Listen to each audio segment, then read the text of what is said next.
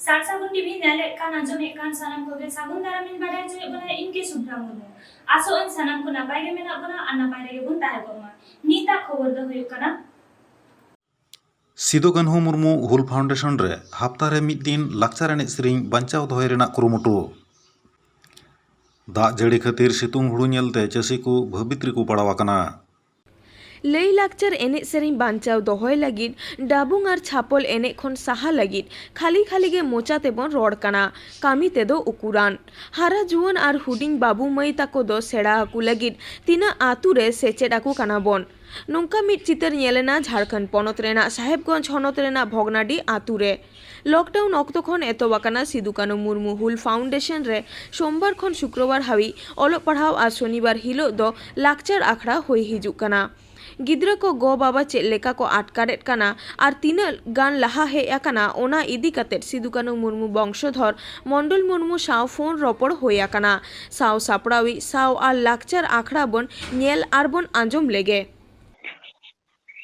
जाव शनिवार की नोडे नेलोगो कना जहाँ दो भोगनाडी रे नवा लॉकडाउन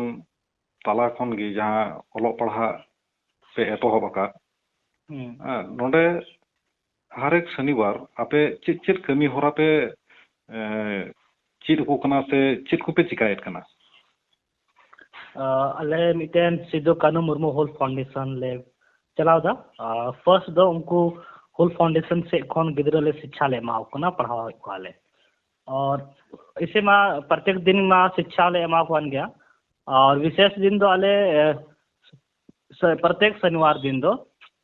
इधर 1 to नर्सरी से लेकर 6 क्लास तक गिद्रा मिना को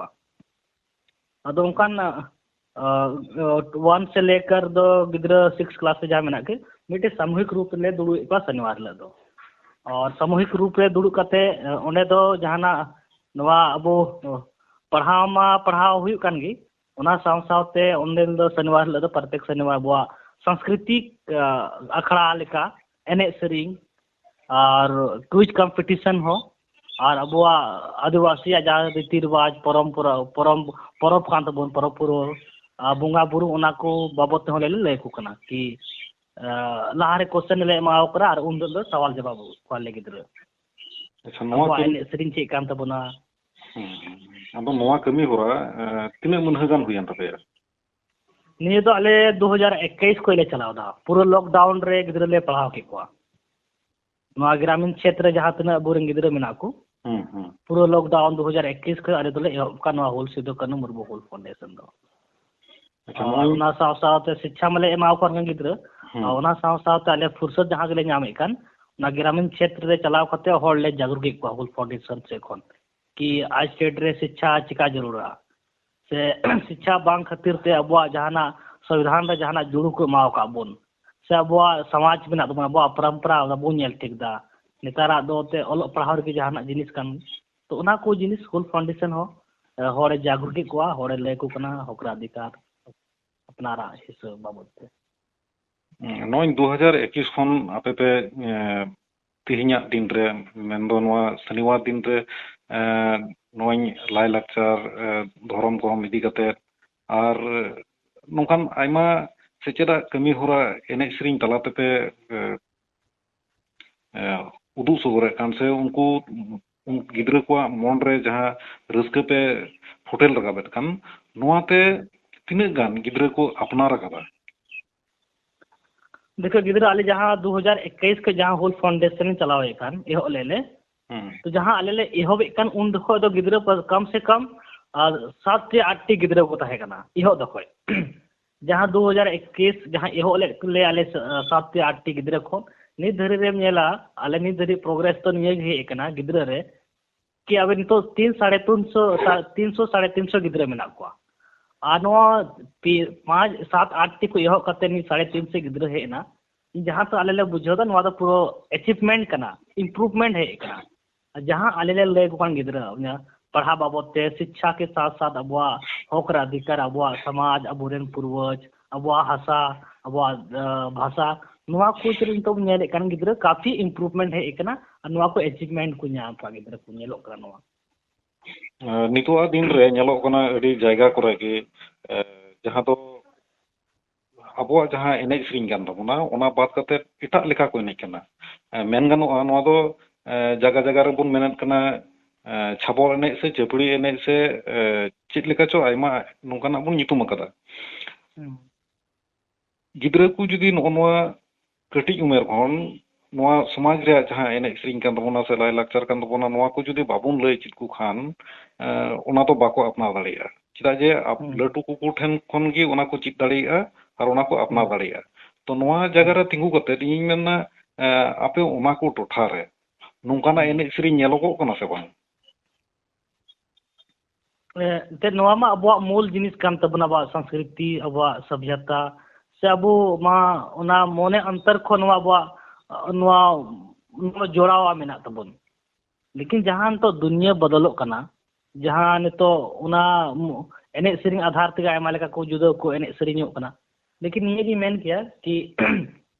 ᱡᱟᱦᱟᱸ ᱟᱵᱚᱣᱟᱜ ᱢᱩᱞ ᱡᱤᱱᱤᱥ ᱠᱟᱱ ᱛᱟᱵᱚᱱ ᱢᱩᱞ ᱡᱤᱱᱤᱥ ᱦᱟᱛᱟᱣ ᱠᱟᱛᱮ ᱚᱱᱟ ᱤᱢᱯᱨᱩভᱢᱮন্ট ᱨᱮᱭᱟᱜ ᱡᱟᱹᱨᱩᱲ ᱠᱟᱱᱟ ᱚᱱᱟ ᱢᱩᱞ ᱡᱤᱱᱤᱥ ᱫᱚ ᱵᱟᱵᱚᱱ ᱦᱤᱲᱤᱧᱟ मूल जिनिस हटाव तुलुज गी अब उना डेवलपमेंट से सुधार की जरूरत है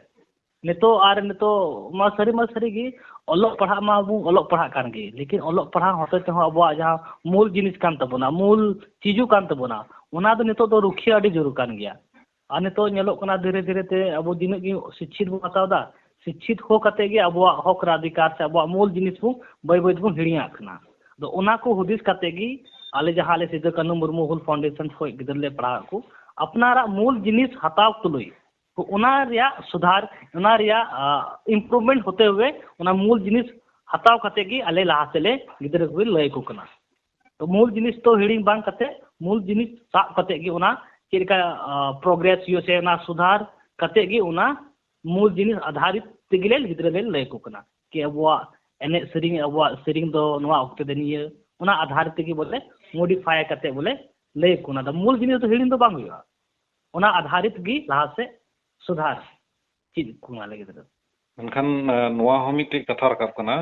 मिद बार को मेनेत कना जे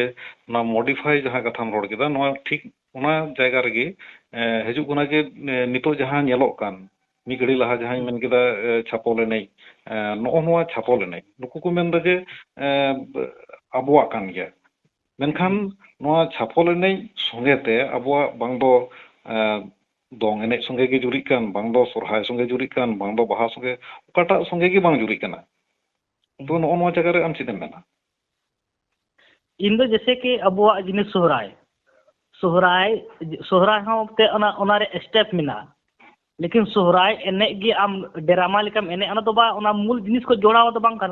ñeलो अथर लेकिन ओना आधार ते स्टेप जैसे बारदम लहाया बारदम तायाम से बढ़ा चला सोहराय जहां स्टेप मिना ओना को सुधार कते बारदम पेदम पुनदम स्पीड दड़ी आम सलोली दड़ी आम ओना आधारित गी लहा से बोले मॉडिफाई ओना मूल जिनिस तो बो हिड़िंगा जे नवा ना मॉडिफाई रे मतलब नवा गी मेंदा बोले ओना मूल जिनिस हटाव कते गी ओना थोड़ा गन सुधार की जरूरत है मॉडिफाई की जरूरत है तो ओना मूल जिनिस ñel हुई गया कि ओना ñel तोय होड़ बुझो बोले नो द सोहराय कना दोंग कना बाहा पुरो अदो ओना गी विपरीत लिका सोहराय एने विपरीतेम जहाना मॉडिफाई ओना तो ओना मूल जिनिस तो ओना रे बांग झलगो कना इन नवा गी मेन कि जहाना जिनिस ते मोडी ठीक है दुनिया बदल चला कना नितार दो जतो होड़ा मॉडिफाई इदी दको लेकिन मूल जिनिस आधारित मूल जिनिस हटाव कते ओना लहा से सुधार से मॉडिफाई दो तो ओना मूल जिनिस ओना रे झलक दिखना चाहिए बोले कि जाय हो एने सेरिंग रहे बुझो है नवा दो नवा आधारित तिगी नवा को एने कना को ठीक एने सेरिंग मा से अबवा समाज रे जहां को कान तबना ओना को पे लई चित को कान गया मेनखान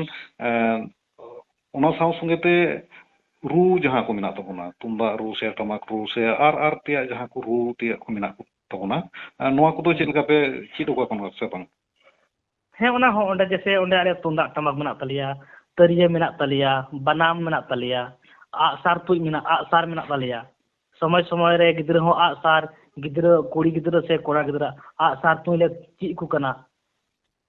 तो ओना आधार तो होले लई को कना कि अबो दो आसार तुई दो तीन ऑक्टे बंग तुईंदा से चेलिका ओना रे ट्रेनिंग गिद्र ले ची को कना तुंदा टमाक होइना तुंदा टमाक मिना तलिया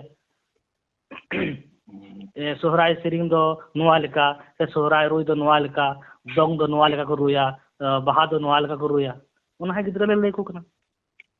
ᱟᱫᱚ ᱱᱚᱣᱟᱛᱮ ᱛᱤᱱᱟᱹᱜ ᱜᱟᱱ ᱱᱤᱛ ᱦᱟᱹᱵᱤᱡ ᱛᱮ ᱜᱤᱫᱽᱨᱟᱹ ᱠᱚ ᱪᱮᱫ ᱟᱠᱟᱫᱟ? ᱱᱤᱛᱚᱜ ᱡᱟᱦᱟᱸ ᱩᱱᱠᱩ ᱜᱤᱫᱽᱨᱟᱹ ᱱᱚᱣᱟ ᱠᱚ ᱡᱤᱱᱤᱥ ᱨᱮ ᱟᱹᱰᱤ ᱠᱚᱢ ᱠᱚ ᱨᱩᱪि ᱠᱚ ᱫᱚᱦᱚᱭᱮᱫ ᱠᱟᱱ ᱛᱟᱦᱮᱱᱟ ᱡᱮ ᱩᱱᱠᱩ ᱜᱤᱫᱽᱨᱟᱹ ᱟᱠᱚ ᱛᱮᱞᱮ ᱯᱨᱮᱠᱴᱤᱥ ᱪᱮᱫ ᱠᱚᱣᱟᱞᱮ ᱥᱮ ᱥᱮᱨᱮᱧ ᱚᱞ ᱠᱟᱛᱮ ᱥᱮ ᱨᱚᱲ ᱠᱟᱛᱮ ᱥᱮ ᱟᱞᱮ ᱟᱯᱱᱟᱨ ᱛᱮᱞᱮ ᱞᱟᱹᱭ ᱟᱠᱚ ᱠᱟᱱᱟ ᱵᱟᱦᱟ ᱫᱚᱠᱚ ᱫᱚ ᱱᱚᱣᱟ ᱨᱟᱹᱲ ᱟᱠᱚ ᱫᱚᱝ ᱫᱚᱠᱚ ᱫᱚ ᱱᱚᱣᱟ ᱠᱚ ᱨᱚᱲᱟ ᱛᱚ ᱟᱭᱢᱟ ᱞᱮᱠᱟᱱ ᱜᱤᱫᱽᱨᱟᱹ ᱚᱞ ᱠᱟᱛᱮ ᱟᱯᱱᱟᱨ ᱛᱮ ᱚᱸᱰᱮ ᱠᱚ ᱥᱮᱨᱮᱧ ᱫᱟ ᱱᱤᱛᱚᱜ ᱥᱚᱦᱨᱟᱭ ᱦᱚᱸ ᱥᱮᱨᱮᱧ ᱦᱚᱸ ᱟᱵᱚᱨᱮᱱ ᱵᱤᱨ ᱵᱟᱱᱴᱟᱣᱟᱜ ᱚᱬᱦᱮ ᱥᱮᱨᱮᱧ ᱠᱚ ᱱᱤᱛᱚᱜ ᱟᱯᱱᱟर ᱛᱮ ᱩᱱᱠᱩ ᱚᱞ ᱠᱟᱛᱮ ᱠᱚ ᱥᱮᱨᱮᱧ ᱫᱟᱲᱮᱭᱟᱜ ᱠᱟᱱᱟ ᱠᱚ ᱨᱟᱹᱲ ᱠᱚ ᱵᱮᱱᱟᱣ ᱫᱟᱲᱮᱭᱟᱜ ᱠᱟᱱᱟ ᱟᱹᱰᱤ ᱠᱟᱯᱷᱤ ᱥᱩᱫᱷᱟᱨ ᱦᱮᱡ ᱟᱠᱟᱱᱟ ᱤᱢᱯᱨᱩᱵᱷᱢᱮᱱᱴ ᱦᱮᱡ ᱟᱠᱟᱱᱟ ᱜᱤᱫᱽᱨᱟᱹ ᱨᱮ ᱜᱤᱫᱽᱨᱟᱹ ᱢᱟ ᱱᱚᱜᱼᱚᱭ ᱠᱩᱥᱤ ᱨᱟᱹᱥᱠᱟᱹ ᱥᱟᱞᱟᱜ ᱠᱚ ᱪᱮᱫ ᱮᱫ ᱠᱟᱱᱟ ᱟᱨ ᱠᱚ ᱪᱮᱫ ᱞᱟᱹᱜᱤᱫᱚᱜ ᱠᱟᱱᱟ ᱢᱮᱱᱠᱷᱟᱱ ᱱᱚᱣᱟ ᱥᱟᱶ ᱥᱚᱸᱜᱮ ᱛᱮ ᱜᱤᱫᱽᱨᱟᱹ ᱠᱚᱨᱮᱱ ᱜᱚ ᱵᱟᱵᱟ ᱠᱚ ᱛᱤᱱᱟᱹᱜ ᱜᱟᱱ ᱨᱟᱹᱥᱠᱟᱹ ᱠᱚ ᱥᱚᱫᱚᱨᱮᱫ ᱠᱟᱱᱟ ᱱᱚᱣᱟ ᱨᱮ ᱡᱟᱦᱟᱸ ᱢᱤᱫ ᱫᱚᱢ ᱱᱚᱰᱮ ᱯᱨᱳᱜᱨᱟᱢ ᱦᱚᱪᱚ ᱞᱮᱫᱟᱞᱮ ᱟᱞᱮ ᱱᱚᱰᱮ ᱟᱹᱛᱩ ᱨᱮᱜᱮ ᱟᱨ ᱚᱱᱟᱨᱮ ᱯᱨᱚᱛᱮᱠ ᱜᱤᱫᱽᱨᱟᱹ ᱨᱮᱱ ᱜᱟᱨᱡᱮᱱ ᱞᱮ ᱦᱚᱦᱚᱣᱟᱫ ᱠᱚ ᱛᱟᱦᱮᱱᱟ ᱟᱨ ᱡᱟᱦᱟᱸ ᱩᱱᱟᱹᱜ ᱜᱮ ᱵᱚᱞᱮ ᱤᱢᱯᱨᱩᱵᱷᱢᱮᱱᱴ ᱦᱮᱡ ᱮᱱᱟ ᱜᱤᱫᱽᱨᱟᱹᱣᱟᱜ ᱠᱟᱛᱷᱟ ᱥᱮ ᱟᱞᱮ ᱢᱟᱦᱟᱥᱚᱭᱟᱜ ᱠᱟᱛᱷᱟ ᱡᱟᱦᱟᱸ ᱞᱮ ᱯᱟᱲᱦᱟᱣᱮᱫ ᱠᱚ कि जहाँ गिद्रवाग ले आले सजा सपाव ले उनको ले ट्रेनिंग ले को एने सेरिंग अब लेक्चर एम लगी भाषण एम लगी तो उना होते दी जहाँ प्रोग्राम ले दोहले गिद्र होते ते गार्जियन ले खबर को थे ना प्रोग्राम उन्हें हुई ना गिद्र होते थे लेकिन वहाँ इम्प्रूवमेंट ये है ना जो गार्जियन गिद्र गार्जियन मेना को जो ले को नवा प्रोग्राम को शामिलना कि उना बुझे कना कि हे नुकु तो दो नवा रे नेल ᱧᱟᱢᱚᱜ ᱠᱟᱱᱛᱮ ᱥᱮ ᱵᱩᱡᱷᱟᱹᱣᱮᱫ ᱠᱟᱱᱛᱮ ᱩᱱᱠᱩ ᱨᱮᱱ ᱜᱟᱨᱡᱮᱱ ᱠᱚ ᱦᱤᱡᱩᱜ ᱠᱟᱱᱟ ᱟᱨ ᱢᱚᱡᱽ ᱠᱚ ᱯᱨᱳᱜᱨᱟम ᱞᱮ ᱦᱩᱭ ᱦᱚᱪᱚ ᱞᱮᱫᱟ ᱡᱚᱛᱚ ᱜᱟᱨᱡᱮᱱ ᱠᱚ ᱱᱚᱰᱮ ᱵᱷᱟᱜᱤᱫᱟᱨᱤ ᱠᱚ ᱮᱢ ᱞᱮᱱᱟ ᱟᱹᱰᱤ ᱟᱹᱰᱤ ᱥᱟᱨᱦᱟᱣ ᱥᱟᱥᱮᱜᱩᱱ ᱴᱤভᱤ ᱯᱟᱦᱴᱟ ᱠᱷᱚᱱ ᱱᱚᱜᱼᱚᱭ ᱡᱮ ᱦᱟᱨᱮᱠ ᱥᱚᱱᱤᱵᱟᱨ ᱱᱚᱝᱠᱟᱱ ᱥᱮᱪᱮᱫᱟᱜ ᱠᱚᱯᱮ ᱫᱚᱦᱚ ᱦᱩᱭᱮᱫ ᱠᱟᱱ ᱟᱨᱦᱚᱸ ᱥᱚᱢᱟᱡᱽ ᱨᱮᱱ ᱠᱚ ᱟᱸᱥ ᱠᱚ ᱫᱚᱦᱚᱭᱟ ᱡᱟᱦᱟᱸ ᱠᱚᱨᱮ ᱫᱚ ᱱᱚᱝᱠᱟᱱᱟᱜ ᱵᱟᱝ ᱦᱩᱭᱩᱜ ᱠᱟᱱᱟ ᱱᱚᱝᱠᱟᱱᱟᱜ ᱡᱮᱢᱚᱱ ᱠᱚ ᱦᱟᱯᱛᱟᱨᱮ ᱠᱚᱢ ᱥᱮ ᱠᱚᱢ ᱢᱤᱫ ᱫᱤन ᱦᱩᱭᱩᱜ ᱢᱟ ᱱᱚᱝᱠᱟᱱ ᱩᱫᱽᱜᱟᱹᱣ ᱡᱮᱢᱚᱱ ᱠᱚ ᱧᱟᱢ ᱱᱚᱝᱠᱟन ᱥᱟᱸᱫᱮᱥ ᱦᱚᱸ ᱚᱸᱰᱮ ᱠᱷᱚᱱ ᱟᱞᱮ ᱞᱮ ᱠᱷᱚᱡᱚᱜᱼᱟ ᱢᱟ ᱮᱸᱰᱮᱠᱷᱟᱱ ᱟᱭᱢᱟ ᱟᱭᱢᱟ ᱥᱟᱨᱦᱟᱣ ᱡᱚᱦᱟᱨ थोड़ा दिन माड़ांग सितुंग छाटपाट आइकल कान ताहे कना स्कूल गिद्रा को रेहाई नाम लगी छुट्टी हो पश्चिम बांगला सरकार उछान आकादाय मेनखान आजका गे पारमेन शनिवार हिलो गुडले गुल्ली हयाते दाग जाड़ी केदा तेहेन मंगलबार सेता दाग ए जाड़ियत कना आजका गे जारला जारली सितुंग खन रेयाड़ा कानते नापाय बुझावोग कना सेता खन गे हेंदे रिमिर गुल्लो बाड़ाय कान नेलोग कना तीना दिन नोंका ताहेना बांगबन बाडाया दाग जाड़ी खातिर सितुंग हुड़ू ओकारे दो गेद लागिदोग काना को आरहों ओकारे दो गेद गितिज बाड़ावा कादा को गेद लागिद हुड़ू होयते गितिज आकाना आर जहाँ करे को गेद गितिज आकादा दाग रे जबे आकाना चासी को आडी भाबित रे को पड़ावा काना चितारे बन नेलेद गिया गेद गितिज हुड़ू ओका लेका नेलोग काना हुड़ू मा बाड़िजोग कान गे ओना सावते बुसुब हों ओका कामी रेना बांग हुयुआ बुसुब आखरिंग काते जा उडांग काउडी होय कोआ ओना आस हो दाग जाड़ी खातिर दाग रेगे तापु एना नीता खबर दो नॉलेज के मुझे ना नीत हबीते सासागुन टीवी चैनल बांगबोन सब्सक्राइब का खान सब्सक्राइब तबन पे लाइक कमेंट तबन पे और शेयर तबन पे सनम को ना पारे के बुता है को मा सनम को ग्यार मिथाव सगुन जोहार